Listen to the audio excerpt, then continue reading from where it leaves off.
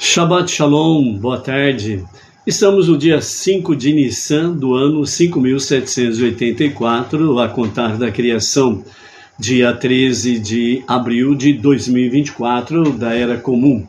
É a tarde com a Torá, trazendo a Parashá da semana e as suas meditações. Estamos no 7º dia da semana, o sagrado dia do Shabat, e portanto, no Shabat, sempre como acontece, é a conclusão da Parashá da semana.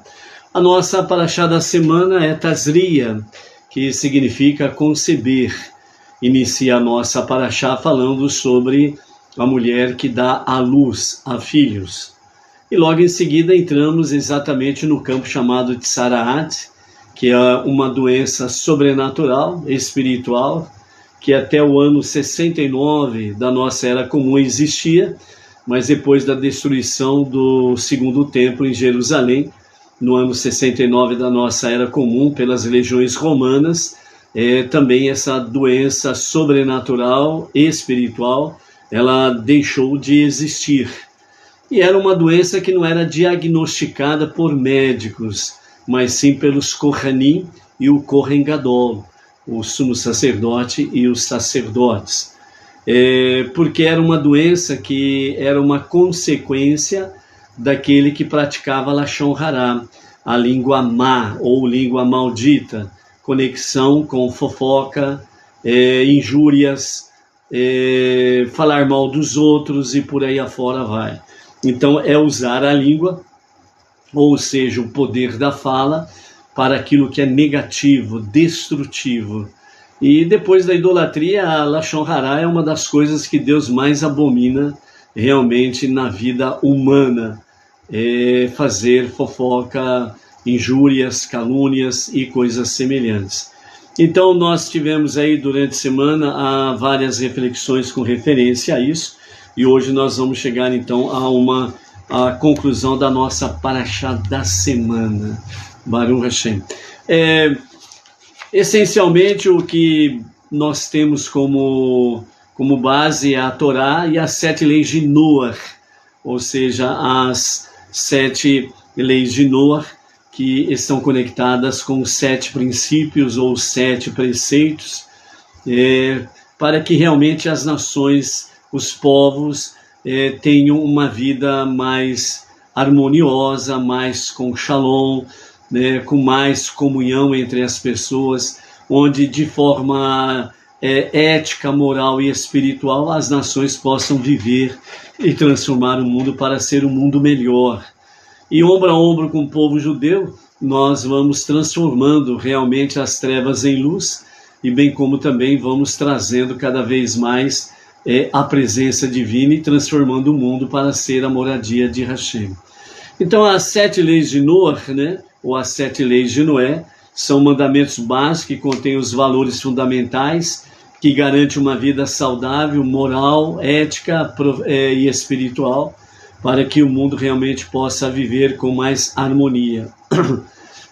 As 7 leis, elas são assim chamadas 7 leis de Noé, tendo em vista que depois do dilúvio, toda a raça humana ela vem da descendência de Noah, Então, depois do dilúvio, toda a raça humana, judaica e não judaica, são da descendência de Noah, Tem esse detalhe interessante aí para ficar focado. Então, esse é um código, sem sombra de dúvidas, de ordem universal para as nações, tendo em vista que no Monte Sinai, na outorga da Torá, Hashem, quando outorgou a Torá a Moshe, ao povo judeu através de Moshe, os 10 ditos, conhecido popularmente como os 10 mandamentos, esses 10 mandamentos, ele no hebraico é escrito com 620 letras, os 10 ditos, Haselit Hadibrot, e são 620 letras que correspondem exatamente 613 mandamentos específicos para o povo judeu e para as nações as 7 leis, e por isso 620 letras foram escritas os 10 ditos, a fala divina. Bem como também 620 está conectado dentro da Kabbalah a 620 joias da coroa do grande rei, o rei dos reis, né? O soberano dos mundos, o único Deus, o único Criador, o único Redentor e o único Salvador, ok?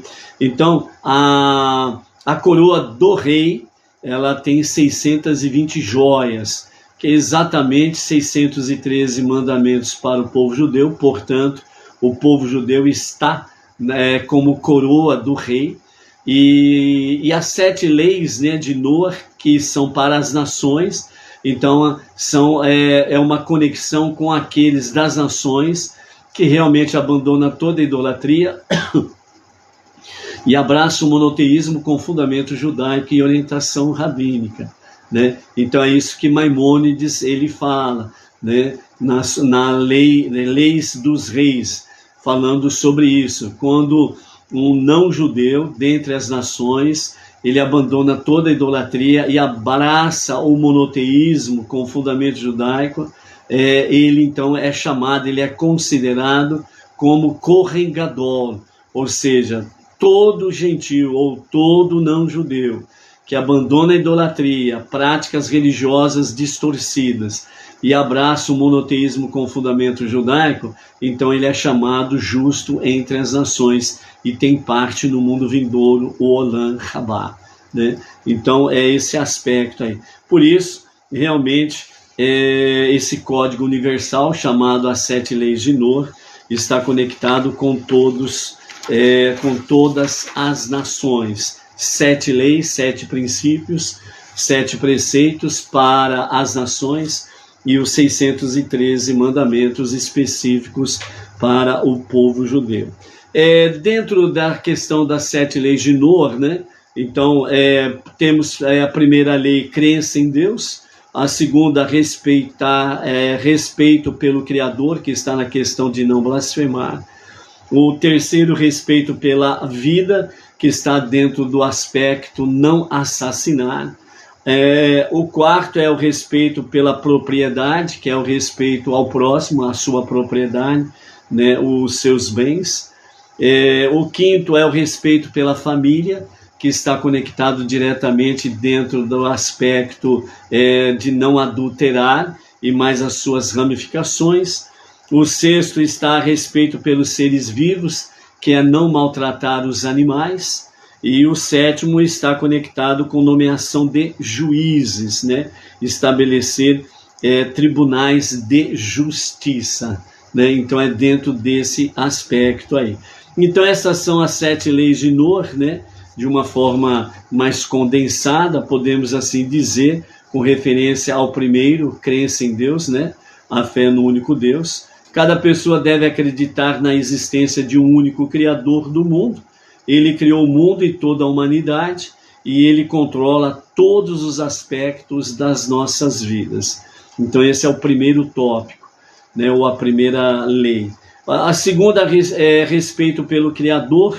Então nos fala que se acontecerem falhas na vida, os eventos não se desenrolarem como gostaríamos, a maneira mais fácil sempre foi, sempre é, de culpar alguém, né? Jogar a culpa em cima de alguém. E aí também existe aquela questão de jogar a culpa em Deus, né? Por que Deus, né, deixou acontecer isso? Então começa a jogar a culpa em cima de Deus também. Então o segundo, respeito pelo Criador, está dentro do aspecto não blasfemar. O terceiro, com referência a respeito pela vida humana, o homem foi criado à imagem e semelhança de Deus. A vida humana é uma dádiva do alto e ninguém, exceto o Criador, tem o direito de dispor dela, né? Então, é necessário promover e apoiar a continuação da raça humana e não cometer assassinato, ok? Então, é a terceira mitzvah.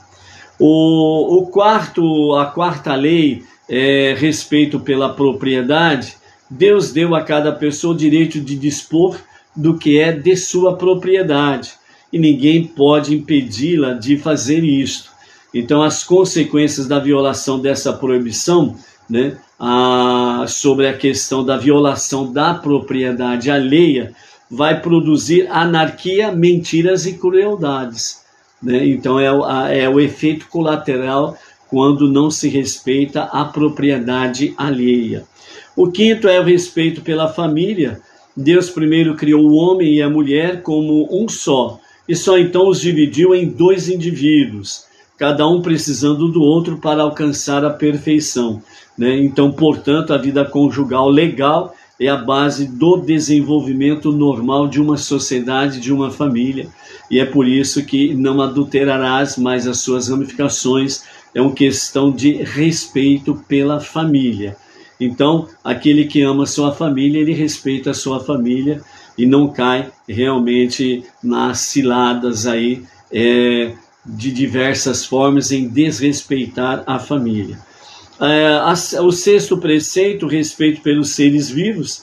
Devemos cuidar de todas as criaturas de Deus. A crueldade para com os animais é incompatível com a nossa responsabilidade para com a natureza que nos rodeia, ou seja, somos responsáveis realmente por toda a criatura. Então, não cometer atos violentos contra animais, né?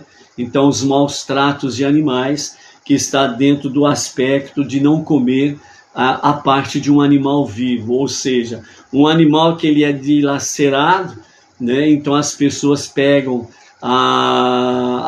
partes daquele animal que foi dilacerado por alguma razão, atropelamento, alguma coisa nesse sentido, né? E aí, né, o animal não está morto ainda, está vivo, e então as pessoas começam a dilacerar as partes do animal e leva para casa para comer, né? Então isso é proibido, comer partes de animal vivo, né? Então, nesse aspecto, nós precisamos ter a sensibilidade à dor e ao sofrimento de um animal, respeitar a vida do animal. Por isso, segundo as portarias do Ministério da Agricultura, é considerado no Brasil como uma das portarias mais difíceis, né, rígidas. Então, por isso, todo local, né, que tem um frigorífico, que tem o Serviço de Inspeção Federal, o CIF, né, os responsáveis federais, eles zelam por estas questões também. E a sétima lei, que é a nomeação de juízes, né, nomear tribunais de justiça, para que todas as leis sejam implementadas na sociedade, é necessário criar tribunais em cada local e nomear juízes que fiscalizarão a implementação das leis, né? Os juízes têm o poder de punir as pessoas por violarem as leis, né, que estão rigorosamente baseadas na palavra divina. Por isso que são 7 leis de Noa, que estão baseadas exatamente com a questão junto com a Torá, na outorga da Torá no Monte Sinai, através de Moshe ao povo judeu e através de Moshe as 7 leis de Noa para as nações. Como dizem os nossos mestres, né, essas 7 leis de Noa, elas foram um segredo que foi guardado no meio do povo judaico, né, por mais de 3.300 anos. E por que isto? Porque exatamente desde os dias de Moshe, a perseguição, ou melhor, né, desde a saída do Egito propriamente dito, o povo judeu sofreu muitas perseguições através da sua história, né? Até pouco tempo atrás, as perseguições eram muito terríveis, e um judeu conversando com um não-judeu era considerado um crime, e aquele judeu que estivesse conversando com um não-judeu, ele poderia ser acusado de qualquer coisa, entre elas, por exemplo, que ele estava tentando persuadir aquele não-judeu a se converter para a religião dele, né? E o judaísmo em si é a única religião que não é proselitista. Ela não sai de porta em porta batendo palma e falando para as pessoas, vem para a minha religião. Não. o objetivo fundamental do judaísmo é dissipar, anunciar, espalhar a crença no único Deus. Então, não é necessário, não é uma obrigação de um não-judeu se converter ao judaísmo para servir a Deus.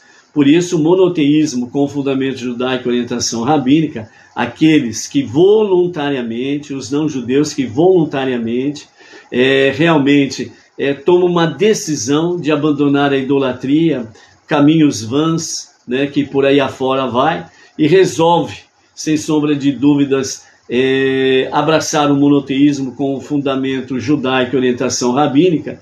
Então ele passa a ter uma orientação rabínica no seu estilo de fé dentro das 7 leis de Noé, né? Então vem essa orientação para que possamos, né, ombro a ombro com o povo judeu, servirmos a Hashem sem ter a necessidade de fazer uma conversão propriamente dita, né?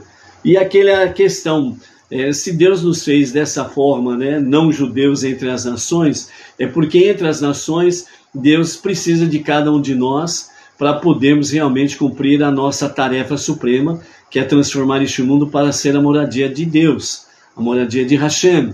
Então, entre os judeus, os não-judeus que já estão na jornada monoteísta com fundamento judaico e orientação rabínica, precisam apenas dar continuidade a anunciar exatamente o que? A crença no único e verdadeiro Deus, aquele que é um e único, indivisível e incorpóreo, aquele que não nasceu, não morreu e nem ressuscitou. Ele é exclusivamente o único grande eu sou, o único soberano, o único Deus, o único Criador, o único Redentor e o único Salvador.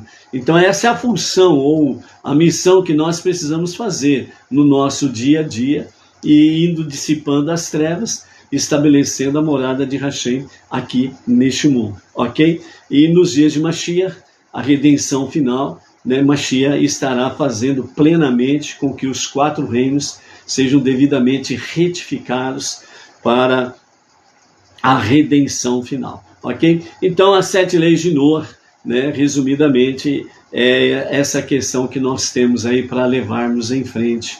Amém, amém. Adentrando agora na nossa paraxá da semana, né? Nós estamos aí no encerramento da paraxá Tazria, e nesses momentos finais da nossa paraxá, então nós queremos trazer sobre a questão o depurar a negatividade e o isolamento, né? Então, algumas características finais aqui da nossa paraxá está conectada exatamente com a questão do isolamento da pessoa afligida por Tsaraat, né? Essa doença sobrenatural, espiritual, e a pessoa deveria permanecer isolada fora do acampamento. Então Rashi, ele comenta conosco nesse sentido aqui, né? Nós estamos no capítulo 13 de Levítico, né? Que é a partir do versículo 45 até o versículo 59, que é o encerramento da nossa paraxá Tazria, no livro de Levítico, capítulo 13, a partir do versículo 45. Então Rashi, ele comenta da seguinte forma: por que quem é afligido por Tsaraat é isolado? Então Rashi, ele responde da seguinte forma: para que as outras pessoas ritualmente impuras não fiquem perto dele.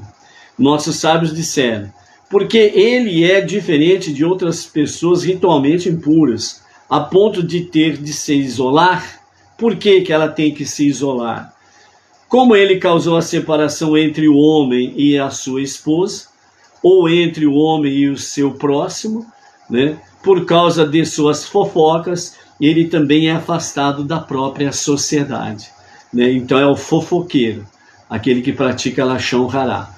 O Talmud, em Pesachim 67a, diz assim: ele deve ser isolado para não contaminar com sua impureza espiritual as pessoas que estão ao seu redor, né? Vejam bem, a doença em si, ela não é contagiosa, a doença não, mas a impureza espiritual do Lashon Hará é contagiosa.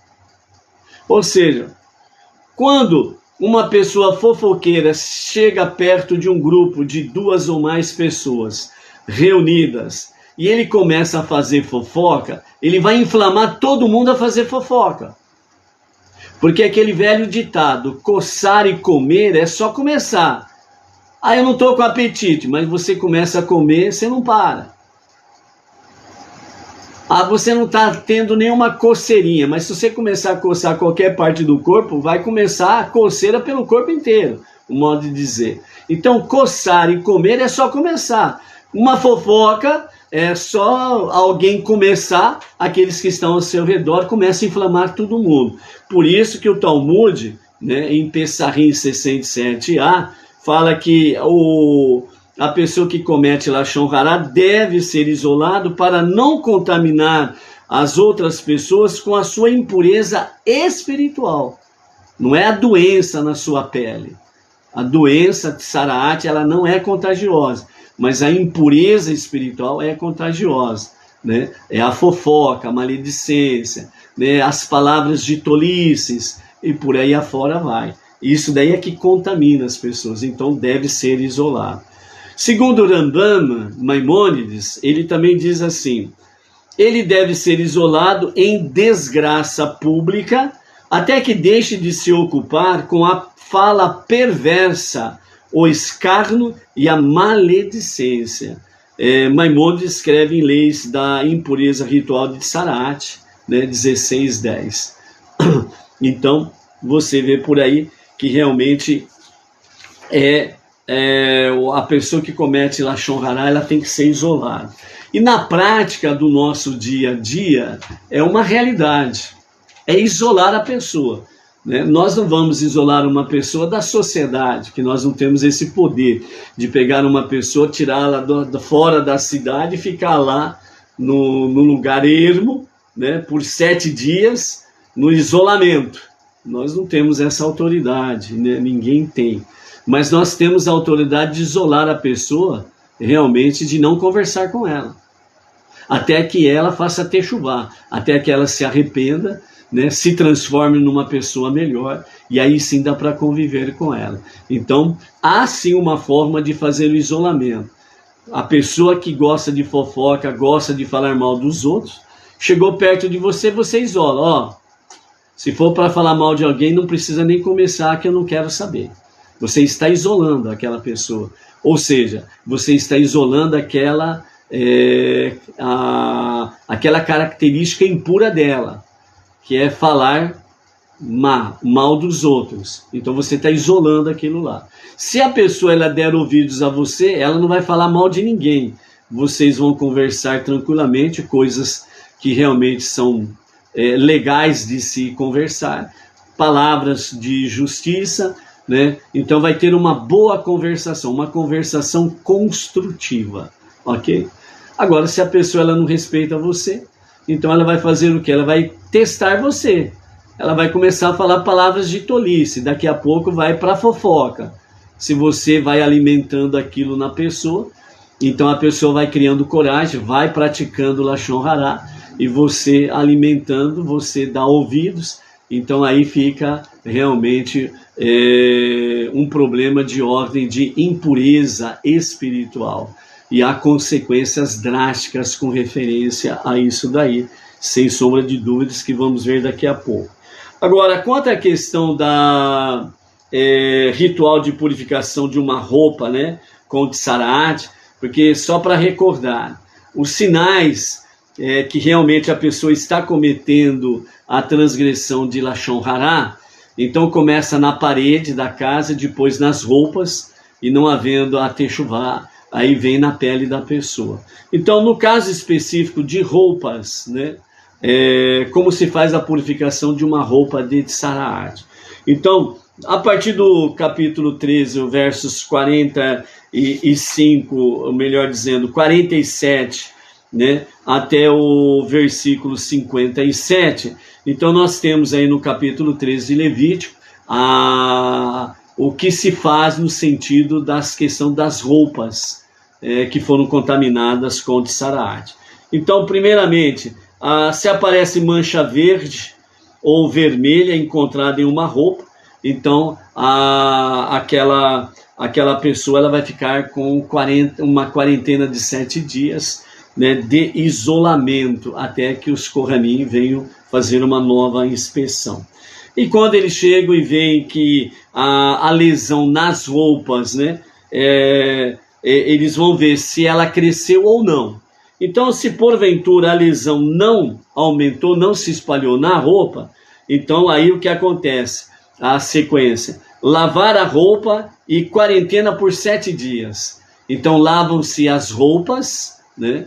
E aí durante 7 dias permanece o isolamento, e depois de 7 dias os Kohanim vêm fazer uma nova inspeção. Aí depois de 7 dias ele vem fazer uma nova inspeção. A pergunta é: a mancha ou as manchas desapareceram? Se desapareceram, sim, desapareceram, então aí é o procedimento do quê? Agora as roupas daquela pessoa, elas serão imersas no mikveh, né, num tanque de água corrente, certo? E então ela poderá usar as suas roupas com normalidade, ok? Então essa é a sequência das manchas que não se espalharam nas roupas. Caso a mancha não desapareceu, né, então a pergunta próxima é: ela escureceu? Se ela escureceu, a mancha é rasgada e queimada, ou seja, em torno daquela mancha faz-se um corte na roupa da pessoa, certo? E o restante da roupa ela vai poder usar, certo? Então, aí vai para outras 7 dias e uma nova inspeção, e a pergunta será: ela reapareceu nas outras partes da roupa? Foi tirado em torno daquela mancha, foi tirado uma parte do tecido, e a pessoa pôde continuar usando as roupas. Se porventura não apareceu mais manchas, então ela vai poder usar normalmente as suas roupas. Caso reapareceu as manchas, então aquelas roupas elas deverão ser completamente queimadas. Aí então não sobra pano para conversa. Aí vai ser completamente queimada as roupas da pessoa. E aí então automaticamente ela perdeu as suas roupas, sem sombra de dúvidas, ok? Então esse é o procedimento com a questão das roupas. Obviamente, né, a parede da casa já espalhou tudo, a casa foi demolida, aí veio para as roupas, a pessoa que está cometendo a transgressão de Lashon Hará não fez techuvá, então espalhou pelas suas roupas, então as suas roupas serão queimadas completamente. E aí então vem a terceira etapa, é a pele.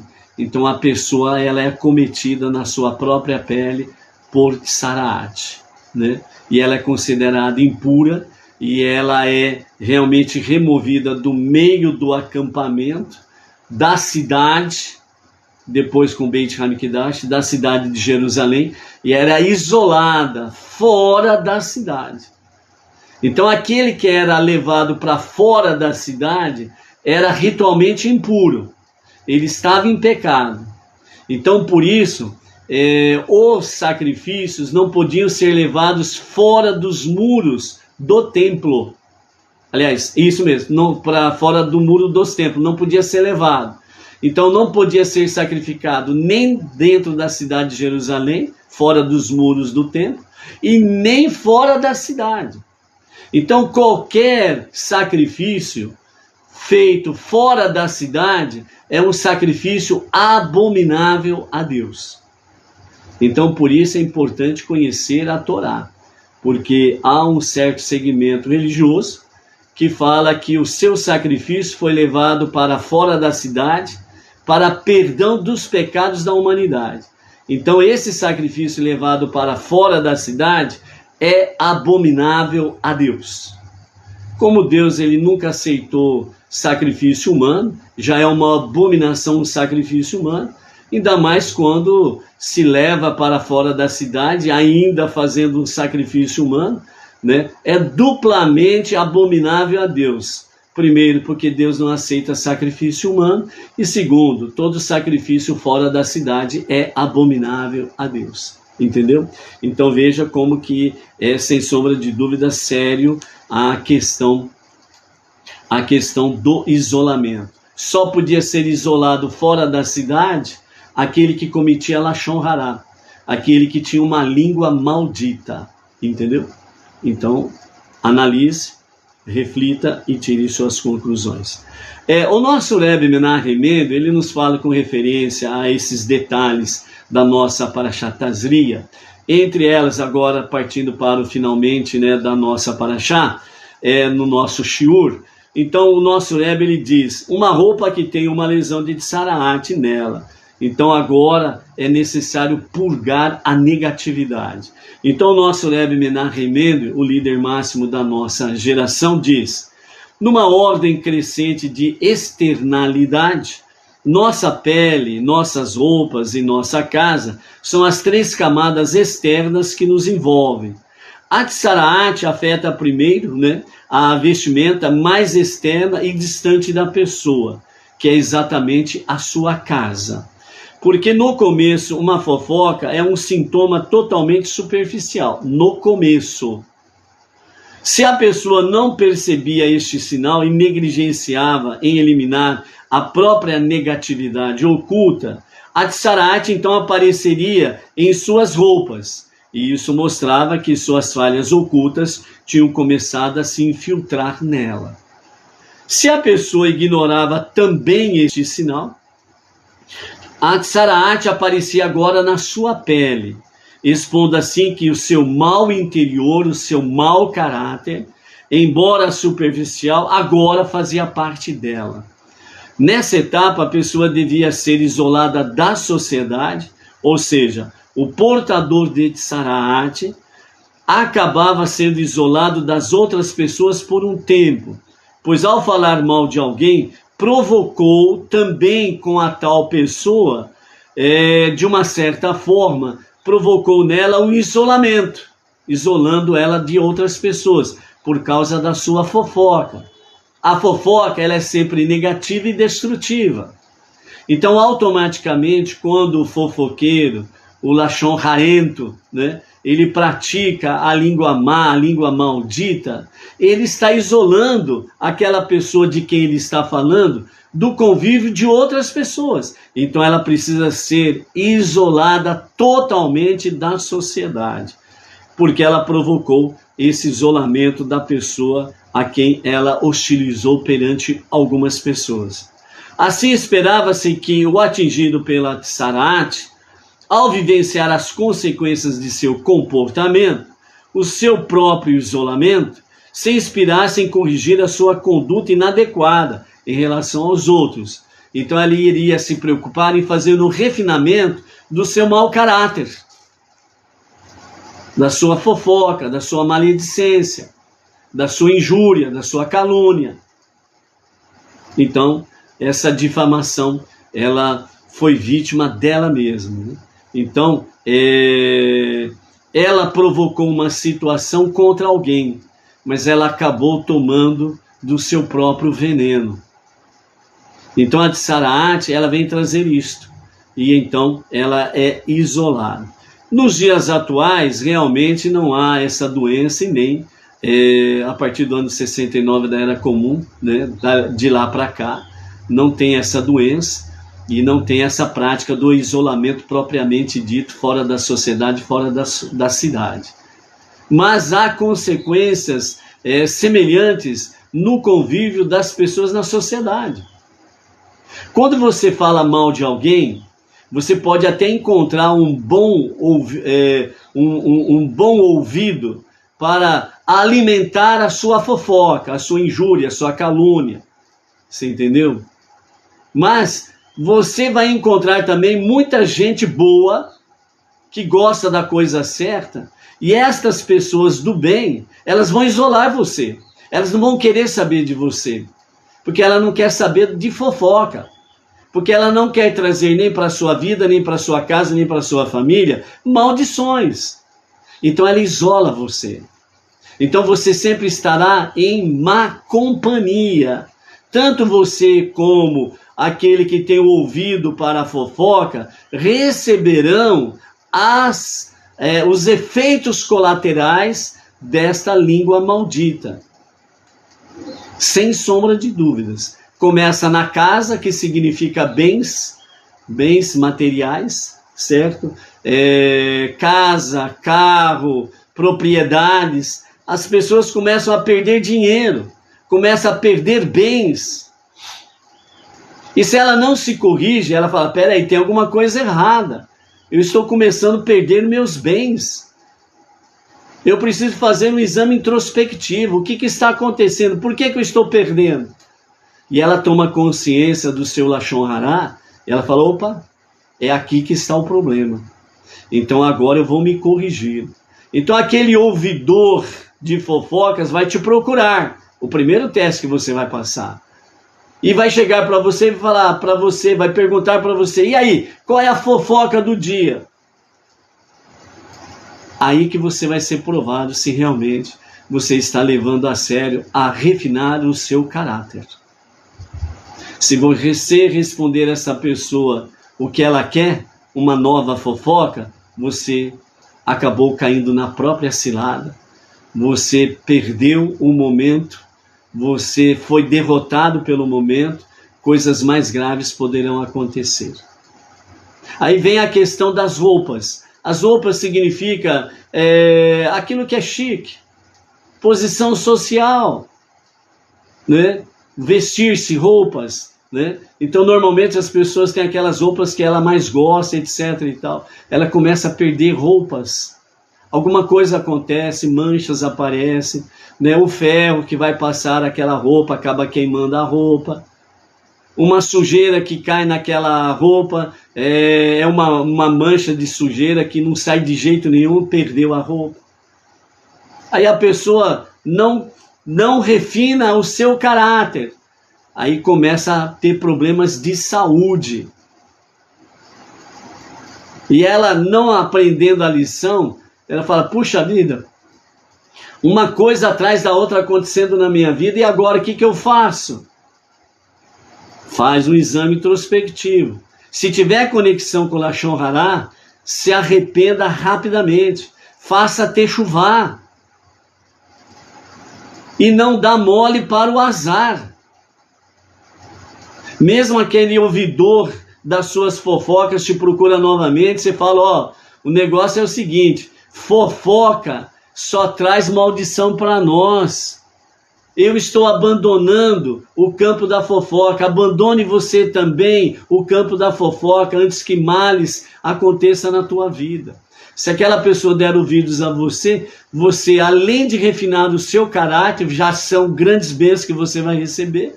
E aquela pessoa ouviu o que você disse, ela vai abandonar o caminho do Lashon Hará, ela vai ser abençoada e você vai ser abençoado duplamente. Porque você tirou uma pessoa do mau caminho, da negatividade.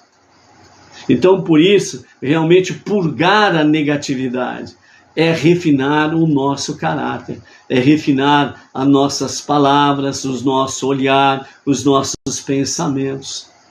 A gente vai aperfeiçoando realmente e refinando o nosso caráter. Baruch atah Adonai Eloheinu melech haolam asher hakol yabir baruch. Então, nós temos aí parede, roupas e pele, que estão conectados. Parede e roupas com as questões materiais, e pele está conectado com saúde e vida. Porque se não houver um refinamento, uma techuvá, um arrependimento, então a saúde pode se complicar e você pode até morrer por causa disso. É a consequência realmente do pecado, entendeu? Então, por isso, muito cuidado no seu dia a dia. Então, por isso, desse modo, quando nos deparamos com alguém que parece atormentado por algum traço de caráter negativo, não devemos nos apressar em rejeitá-la, Pelo contrário, primeiro devemos nos examinar para determinar o quão bem exemplificamos os ideais de amor fraternal. Então, quer dizer, eu preciso estar refinado para não poder cair na lábia daquela pessoa que você se depara com ela, que está atormentada realmente por traços de caráter negativo, entendeu? Então não vai cair nas ciladas daquela pessoa. E então você vai socorrer aquela pessoa, mas primeiro você faz um exame introspectivo, ver realmente como que está o seu estado espiritual, e na sequência você simplesmente, com o devido refinamento espiritual, você simplesmente vai ajudar aquela pessoa, ok? Abandonar essa prática negativa, ok?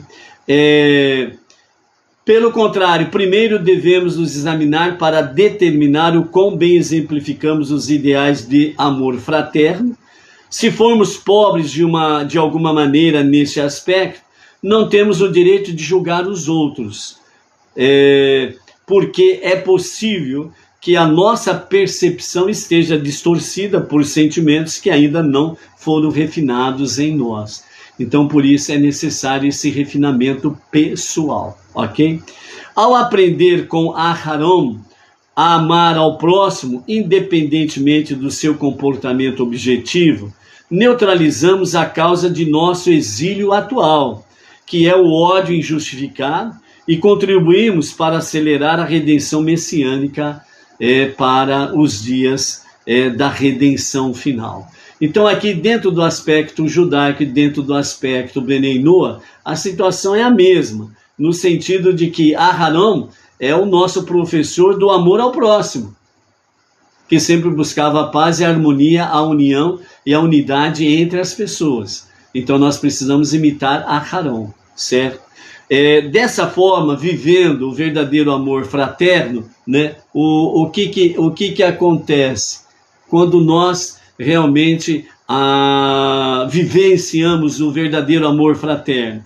Nós retificamos, refinamos o nosso caráter, então nós estamos dentro da Teshuvah, estamos realmente numa harmonia com Deus, numa comunhão com Hashem.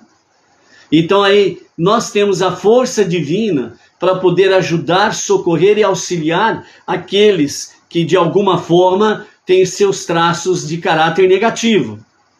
Então você não vai dar ouvidos à fofoca, você vai combater a fofoca amando aquela pessoa e fazendo com que ela realmente reflita sobre essa situação, orientando-a a refinar esse caráter negativo, para que ela possa ter um caráter positivo e fazer com que, de fato, ela esteja e permaneça na presença divina e possa ser, de fato, um instrumento divino para ajudar, auxiliar outras pessoas a virem para o caminho da Teshuvah. Assim, nós vamos neutralizando as trevas com as suas artimanhas, vamos dissipando o mal e vamos transformando este mundo para ser a moradia divina, que é o nosso objetivo, que é a nossa tarefa suprema. É dessa forma que nós vamos realmente fazendo com que os dias de Mashiach sejam abreviados e que ele se revele a qualquer momento, e a qualquer momento mesmo. Amém. Amém.